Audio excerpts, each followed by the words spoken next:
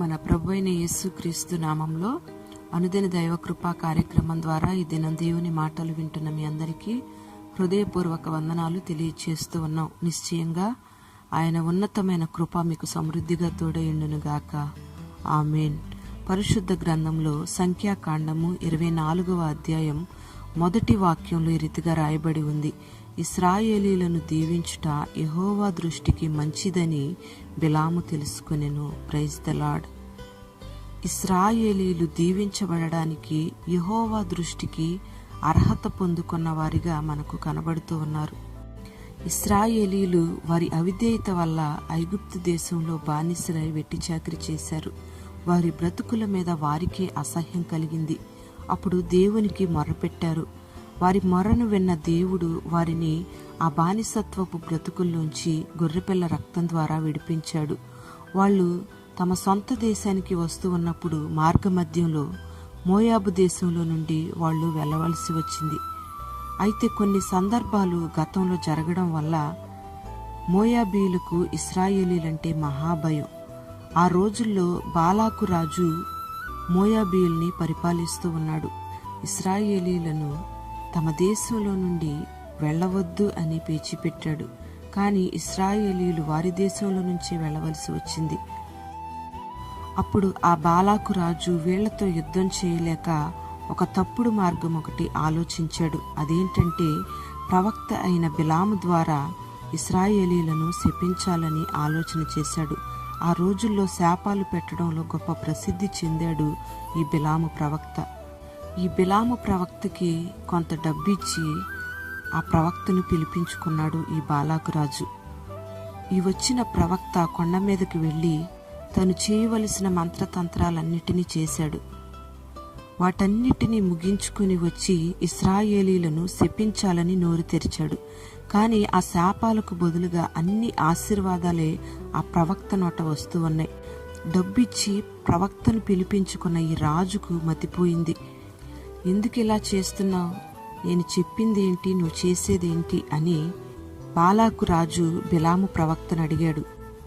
అప్పుడు బిలాం అంటాడు కదా, దేవుడు ఇశ్రాయేలీలను దీవించమని, వారిని దీవించడం ఆయనకి ఇష్టమని నాతో చెప్తూ ఉన్నాడు.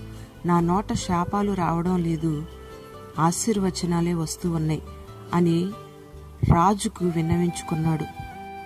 ప్రియమైన దేవుని బిడ్డలారా, ఇశ్రాయేలీలు ఆశీర్వాదానికి ఎందుకు అర్హత పొందిన వారిగా ఉన్నారు అని మనం ఆలోచన చేస్తే పరిశుద్ధ గ్రంథంలో రాయబడిన మాట ఏమిటంటే వారిలో ఏ దోషము లేదు, ఏ వంకరతనము లేదు అని వ్రాయబడి ఉంది.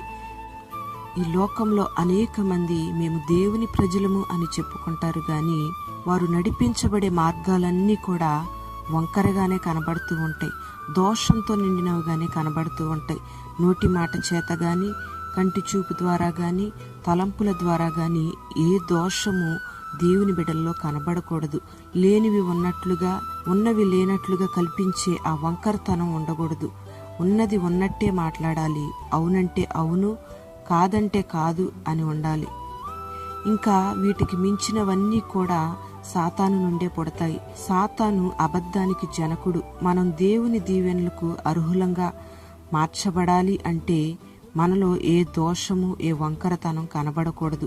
ఇశ్రాయేలు ప్రజల్లో ఈ రెండు లేవు గనుక శాపవచనాలన్నీ కూడా ఆశీర్వాదంగా మార్చబడ్డాయి. Praise the lord.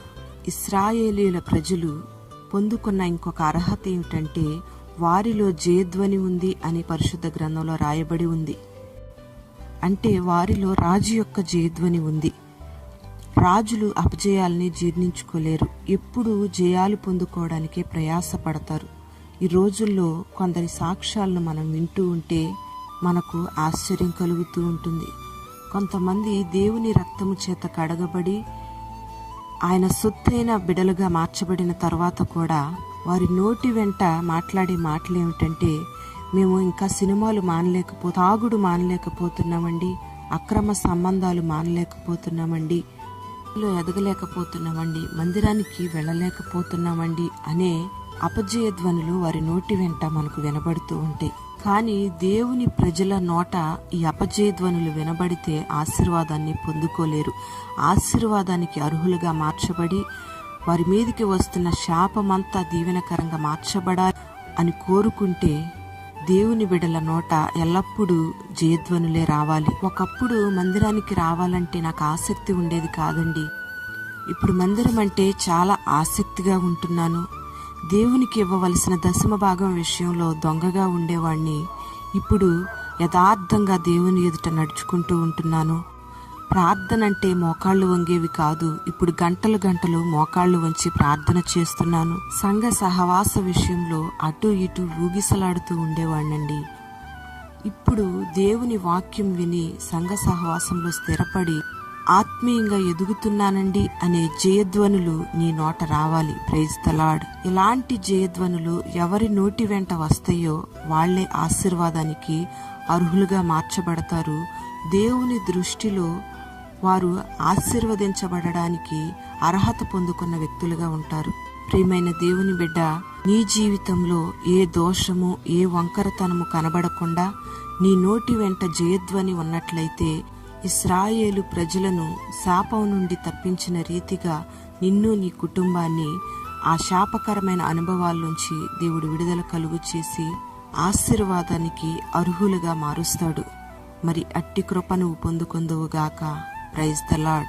ప్రార్థన. పరిశుద్ధుడైన తండ్రి, ఘనమైన దేవా, నీకు స్తోత్రం చెల్లిస్తూ ఉన్నాం. ఈ దినాన ఈ మాటలు వినని బిడ్డలు మీరు దీవించమని ప్రార్థన చేస్తూ ఉన్నాం.